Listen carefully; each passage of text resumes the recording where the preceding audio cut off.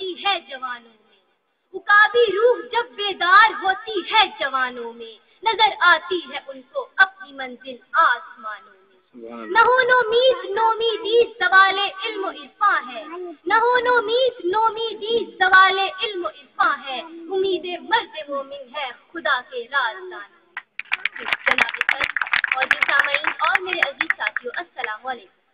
آج میری تقریر کا موضوع ہے ہمارا کل آج سے بہتر ہوگا۔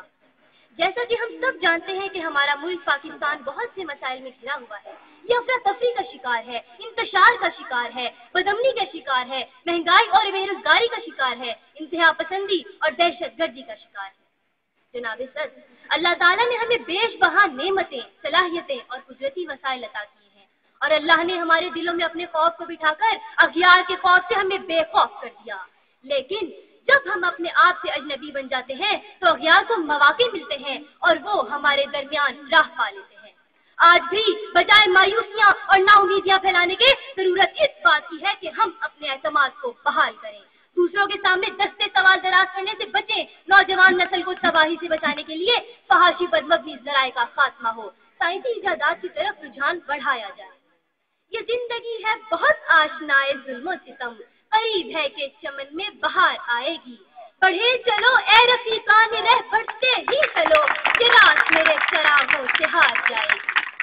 چلے جی وقار، پاکستان کا مستقبل انشاءاللہ بہتر ہوگا، اور بقول شاعر مشرق کبھی بھی کسی قوم کی حالت اس وقت تک نہیں سدھرتی جب تک کہ وہ قوم اپنی حالت کو خود نہ سدھار لے۔ ہمیں کسی سیاستدان یا سربراہ کی طرف نہیں دیکھنا ہے، بلکہ ان وجوہات کی طرف دیکھنا ہے جن کی وجہ سے ہمارا ملک آج بحران کا شکار ہے۔ سجدی وقار، ہمارے ملک کی 60% عوام نوجوان ہے، اس 60% عوام کو اٹھنا ہی ہوگا، اپنی سوچ کو مثبت بنانا ہوگا، مایوسی کو جڑ سے اکھاڑ کر پھینکنا ہوگا، ایک نئے حوصلے، نئی امنگ اور نئی قوت کے ساتھ ابھرنا ہوگا۔ ملک کے گوشے گوشے میں علم و آگاہی کی قندیلیں روشن کرنی ہوگی، انتہا پسندی، دہشت گردی اور علاقائی سازش کے بڑھتے ہوئے طوفانوں کو روکنا ہوگا۔ اے اہل سفر شب سیاہ سے مت گھبرا، اے اہل سفر شب سیاہ سے مت گھبرا، شب سیاہ کی آغوش میں سویرا ہے۔ جناب صدر، اگر ہم یوگوسلاویہ کی تاریخ اٹھا کر دیکھیں تو اس کے پنوں میں ہمیں پاکستان کی موجودہ جھلک نظر آئی۔ وہاں کیا ہوا؟ وہاں فرقہ وارانہ فسادات ہوئے جو انہیں تباہ کر گئے۔ اس سے ثابت ہوا کہ ہمیں فرقہ پرستی کے گھناؤنے جال سے نکل کر متحد ہونا ہوگا۔ عزیز ساتھیوں، میں یہ بات کہنے میں حق بجانب ہوں کہ ہم سب کو اپنی مدد آپ کے تحت پاکستان کا مستقبل بنانا ہے، کیونکہ پاکستان کا مستقبل کوئی اور نہیں بلکہ ہم اور آپ ہیں۔ اے مہربان رفیق میرے ایمان کے ساتھی، تمہیں مجھ سے وعدہ یہ کرنا ہی ہوگا، چراغ محبت دلوں میں جلا کر، صدق و صفا کے علم کو اٹھا کر، ہم سب مل کر آگے بڑھیں گے، حالات کے ڈر سے نہ پیچھے ہٹیں گے۔ نہ لڑنا کبھی ہے نہ ٹوٹنا ہے ہم کو، نہ تھکنا کبھی ہے نہ رکنا ہے ہم کو، ہمیں چلنا ہوگا طلوع صحت تک، شب کی قید سے نکلنا ہی ہوگا۔ شکریہ۔ میرے عزیز اقارب السلام علیکم۔ جیسا کہ آج مجھے جس عنوان پر لفظ گشائی کرنے کا موقع ملا ہے وہ ہے جہالت انتہا پسندی کو جنم دیتی ہے۔ جناب صدر، دراصل ایک جاہل انسان اپنی جہالت کی وجہ سے جو نتائج اخذ کرتا ہے انہیں حتمی طور پر درست سمجھتا ہے، وہ اس سے مختلف بات کو قبول کر ہی نہیں سکتا، اور اگر اس کے سامنے اس بات کو واضح کر بھی دیا جائے تب بھی وہ اس بات سے ہٹتا ہی نہیں، اور وہ اپنے اس جاہلانہ اجتہاد پہ عمل کرتا چلا جاتا ہے۔ بقول شاعر، قتال خون و جنگ ہے، قتال خون و جنگ ہے، جنون جبر و قہر ہے، قتال خون و جنگ ہے، جنون جبر و قہر ہے، گرج ہے بات بات میں، فساد شہر شہر ہے، فضا پہ رقص مرگ ہے، زمین پہ موج زہر ہے، فضا پہ رقص مرگ ہے، زمین پہ موج زہر ہے، جہالتوں کا دور ہے، تباہیوں کی لہر ہے، تباہیوں کی لہر ہے۔ جناب صدر، یہ علم و شعور اور نت کی تو ہے جو انسانوں کو باقی مخلوقات سے ممتاز اور ممیز کرتا ہے۔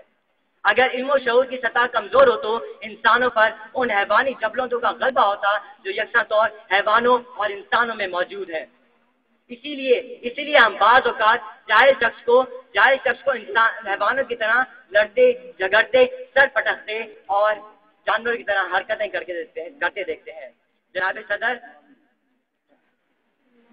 بقول شاعر، کب تلک غیروں کی آنکھوں میں تنکے ڈھونڈے جائیں گے، کب تلک غیروں کی آنکھوں میں تنکے ڈھونڈے جائیں گے، اپنا بھی کرے بانجھ آنکھیں، اپنی بھی تسخیر کریں، گھر کا آنگن راہ بنا تو لوگوں سے شکوا کیسا، گھر کا آنگن راہ بنا تو لوگوں سے شکوا کیسا، اپنے گھر کی شکستہ دیواروں کو اور پھر تعمیر کریں، اور پھر تعمیر کریں۔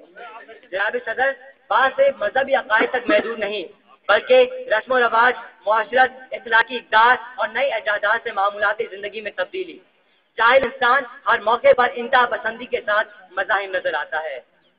بقول شاعر، اتنا کرو کہ سیب فراہم کرو ہمیں، اتنا کرو کہ سیب فراہم کرو ہمیں، قطرے بنیں گے کیسے گوہر ہم پہ چھوڑ دو۔